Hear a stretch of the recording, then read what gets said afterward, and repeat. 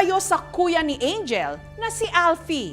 Gumawa siya ng trolley mula sa recycled materials. Hindi para maging laruan, kundi para magsilbi niyang mga paa. Superhero kung ituring ng 6 na taong gulang na si Angel, ang 12 anyos niyang kuya Alfie. Ang taglay raw nitong kapangyarihan, gumawa ng laruan mula sa mga hindi na mapapakinabangan. Kumukuha ako ng karton para gumawa ng balay-balay kakaraktarak. Pero ang pinaka-espesyal sa lahat ng kanyang mga obra, ang skateboard na ito. Gawa sa gulong ng lumang stroller at patapong arnis stick na ginawa mismo ni Alfie para sa kanyang kapatid. Pero hindi lang ito simpleng libangan para kay Angel. Ito kasi ang nagsisilbi niyang mga paa.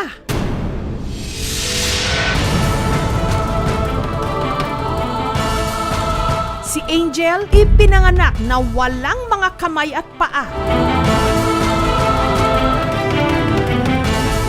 Kuya na superhero ko po rin.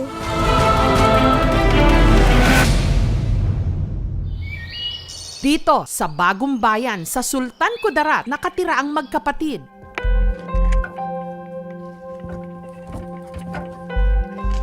Nung umagang yon, kinukumpuni ni Alfie ang skateboard ng nakababata niyang kapatid. Angel, ang pangit ah!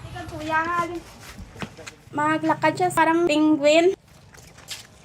Pag maglakad siya, ma-outbalance siya, magdugo minsan yung bunganga niya. May tricycle. Maingat na inalalayan si Angel sa pagsampa ng board. Inaalalayan ko siya para hindi siya matumba, para hindi siya mahibi. Ang mas mahaba namang binti ni Angel ang kanyang ipinantutulak para ito umandar. Nalipala ko, kalinimuan ko na kuya sa skateboard. Nasakayan ko para hambang ko. Dahil dito si Angel tila nagkaroon ng pakpak.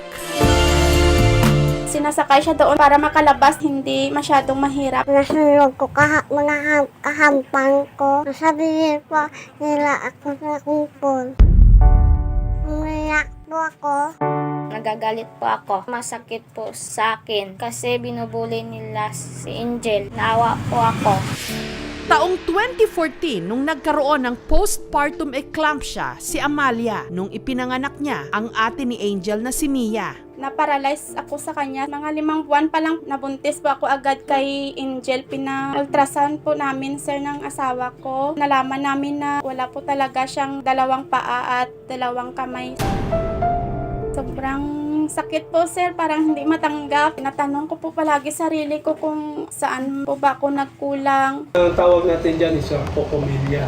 There are multiple absence of extremities, upper extremity at saka sa lower extremity. Yung causes naman dyan is genetic and drugs during her pregnancy. Gayunman, blessing daw sa kanila si Angel. Si Alfie pangaraw ang nakaisip ng magiging pangalan ng kanyang kapatid. Kaya po Angel kasi biyaya po ng langit. Nabuligan ko kuya mag-ilis. Huwag ko magsaot kag mag-tiktok. Pero dahil sa kanyang kondisyon, kalbaryo kay Angel. Kahit ang simpleng pagkain, iniipit pa niya ang kutsara sa pagitan ng kanyang leeg at balikat. Mahirap siya po maglunok ng pagkain kung matigas po. Kasi po nakadikit po yung dila niya sa gilid. Kalahati lang po yung panga niya. Nalulukot po ako. May nabugay ko kay Papa Jesus na may ako kag kamay. Hirap din siyang makahinga at mabilis ding mamula ang balat sa init. Gaya na lang sa araw na ito na saktong naputulan pa sila ng kuryente. Pag wala kasi sang electric fan, parang kinakapos po ang hangin. 2 buwan na kasi, sir, hindi ako nakapagbayad. Binisan ko yung ate na ng pantalon. Umiyak siya, sir, kasi gusto niya din magpantalon. Hindi pwede kasi madapa siya, sir. Nang nakita na nung may binigay ng antena ng sapatos, umiyak din siya kay gusto niya rin daw ng sapatos. Ako magpantalon sa sapatos. Nainggit ako kalate kasi gusto ko magsupatos at magpantalon. Umiyak ako. Nainggit ako sa kamay at paa at iba. May time, sir, na tingin sa salamin, umiiyak. Bakit ganon daw siya? Sobrang sakit, sir. Parang pinipilas po yung katawan mo, sir. Hindi ko alam kung ano masabi ko sa kanya, sir.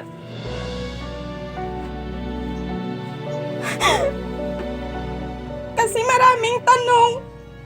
Maubusan na po ng sir, ng paliwanag sa kanya, sir.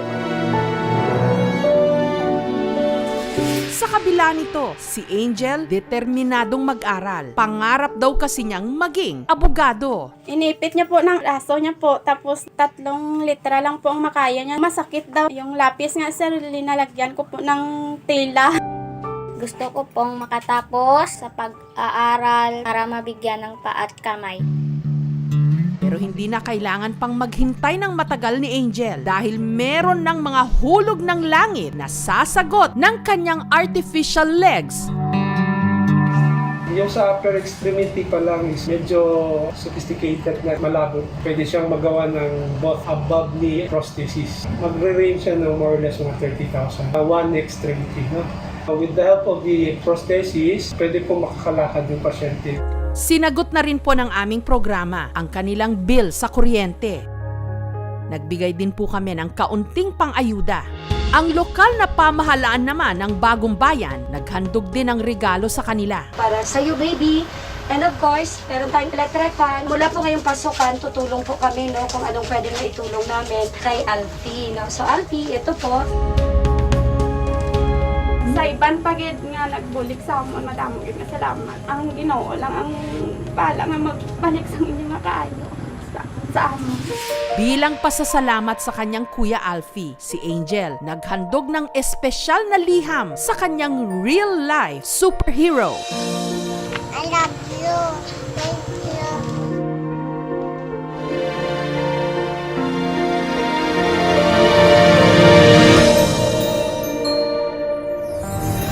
Ang isa sa ipinagpapasalamat ni Angel sa langit. Meron siyang anghel dito sa lupa, ang kanyang kuya. Thank you for watching, mga kapuso. Kung nagustuhan niyo po ang videong ito, subscribe na sa GMA Public Affairs YouTube channel. And don't forget to hit the bell button for our latest updates.